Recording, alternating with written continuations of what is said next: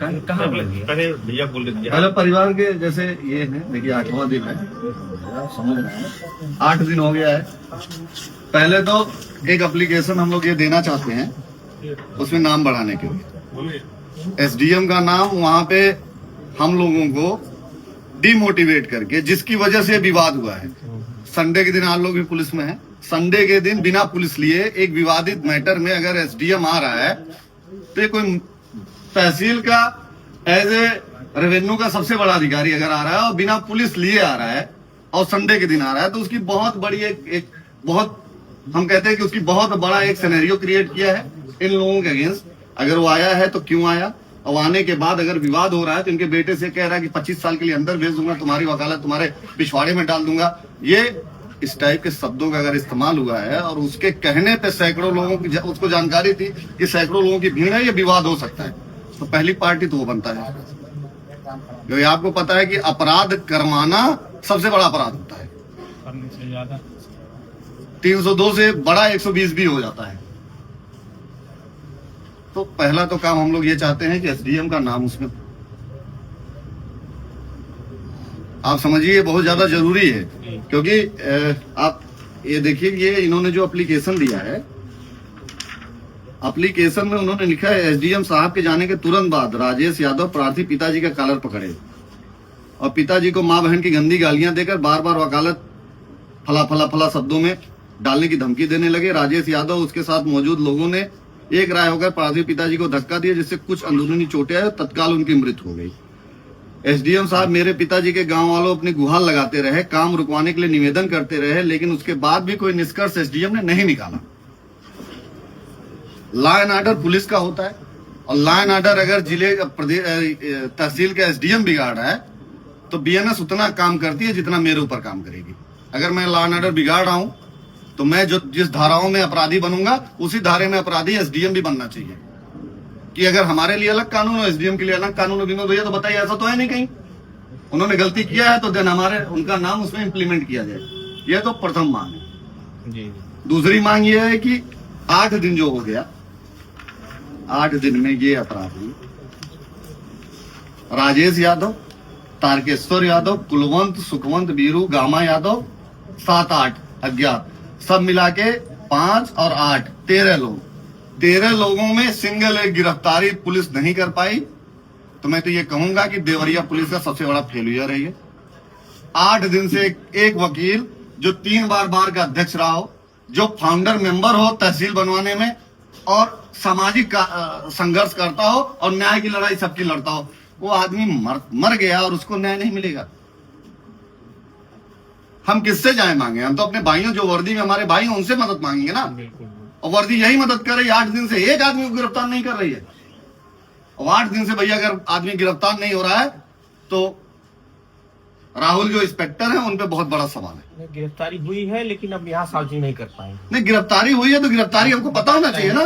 नहीं, हाँ, ठीक है, बता देंगे आपको फोन से। ठीक है, गिरफ्तारी हुई है, हम फोन पे पूछ लेंगे, हम चीजों कर लेंगे। हम तो उस टाइप के भाई हैं, आप कहेंगे तो आपकी बातों को समझ लेंगे। चीजें ऐसी है जो लिखा पढ़ी में अगर ठीक है तो बताना ठीक है। कुछ चीजें ऐसी हैं कि जिसपे हम लोगों को काम करने की जरूरत है, पुलिस को भी काम करने की जरूरत है, ये बच्चे को न्याय देने की जरूरत है, पूरे समाज में एक मैसेज जाने की जरूरत है कि जैसे कहा जा रहा है कि उत्तर प्रदेश की पुलिस बहुत एक्टिव है, तो इन अपराधियों के लिए पुलिस उतनी एक्टिव हो।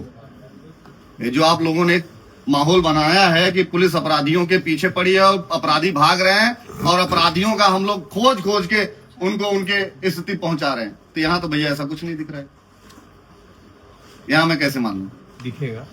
हाँ ठीक है, उम्मीद करेंगे कि विनोद भाई आए हैं, आप आए हैं तो कुछ करेंगे।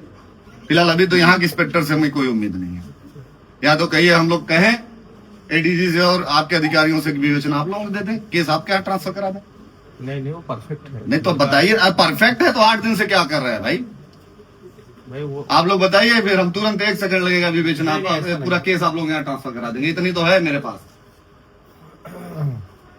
और अगर ये परिवार बरहस थाने से संतुष्ट नहीं होगा तो फिर आप लोगों को लड़ाई लड़नी पड़ेगी। जी। क्यों? यार तुम्हारे पिताजी गए, मजबूती से लड़ने के लिए तैयार रहो, एसडीएम के खिलाफ एप्लीकेशन दो। एसडीएम को मुकदमे में पार्टी बनाओ, जेल करो उसको। वो आज तुम्हारे पिता की हत्या करवा दिया, कल किसी के परिवार को बर्बाद करा देगा। एसडीएम हो गया तो थोड़ी ना हो गया वो। हा? पुलिस की इन्वॉल्वमेंट क्या है उसमें? वो तो पूरी गलती है एसडीएम की है। अपराध होने के बाद हम लोग पुलिस को कहेंगे, अपराध होना था जब हो रहा था तब हम शून्य थे, ये हमारा फेल्यूर था।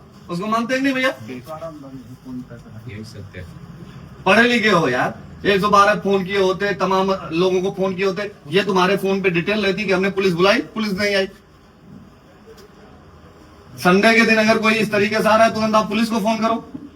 एसडीएम इतना बड़ा कांड करके चला गया, आप लोग उसे पार्टी नहीं बनाया उसको। और आ रहे हैं ये बताए भी नहीं दूसरी पार्टी को कि मैं आ रहा हूँ, घर ही रहना। आपको मैं बताऊं, सुनिए, जब धन का लेन देन होता है तो बताया जाता है क्या कि मैं करने आ रहा हूं? पैसा लेके वो आएगा, उसकी मदद करके निकल जाएगा। सब खेला पैसे की, अपने सैलरी से संतुष्ट है नहीं लोग। जबकि भैया छोटा सा छोटा नफ्टी कराने के लिए भी अगर जाइए कहते हैं राजस्व का मामला है, भाई वही एसडीएम रिफर करता है थाने पे रिपोर्ट मांग लेता पहले है। जाइए वहाँ। अब जब एसडीएम ही बिना रिपोर्ट के चलाएगा, और हमको लगता है कितने दिनों से ये मामला चल रहा था, कितने बार इस पे एप्लीकेशन पड़ा था पिताजी का? 12-15 बार, 2 अभी- महीने से ऊपर हो गया। 15 बार उस लेके- पर ऑलरेडी एप्लीकेशन पढ़ने के बाद भी एसडीएम ने इतनी बड़ी गलती करी कि एक समाज का या इनके पिता चले गए। और ऐसे लोगों की वजह से जिनका आपराधिक रिकॉर्ड है, और आप सिंसियर हमारे भाई हैं, आप हमारी चीजों को समझ लें। कुछ बातें अंडरस्टूड है हमारी आपकी, उस पर आप काम करेंगे भैया, बिल्कुल कुछ बेहतरीन रिजल्ट हो। नहीं, हो जाएगा 100%। आप बस जल्दी ही सुनेंगे, बहुत जल्दी। जल्दी ना हम घर तक जाए तो कुछ सुना दीजिएगा। हम घर पहुंचे, अभी हम लोग टाइम लगेगा, शाम तक जी। पहुंचेंगे। जैसे हम लोग आए हैं तो परिवार को ये लगे कि इन लोगों की मदद हुई है। बिल्कुल बिल्कुल। हाँ, और फिर अगर आपकी बातों से कह के हम चले जाएंगे तो फिर 150 किलोमीटर की दूरी है, फिर मैं आ जाऊंगा, फिर हम लोग रोड पे मिलेंगे। फिर आप ये मत कहिएगा कि भैया थोड़ा कानून व्यवस्था को देखिए। आप समझ, आप लोगों के कहने से एकदम नॉर्मल आया हूं, नॉर्मल चला जाऊंगा, परिवार से मिल।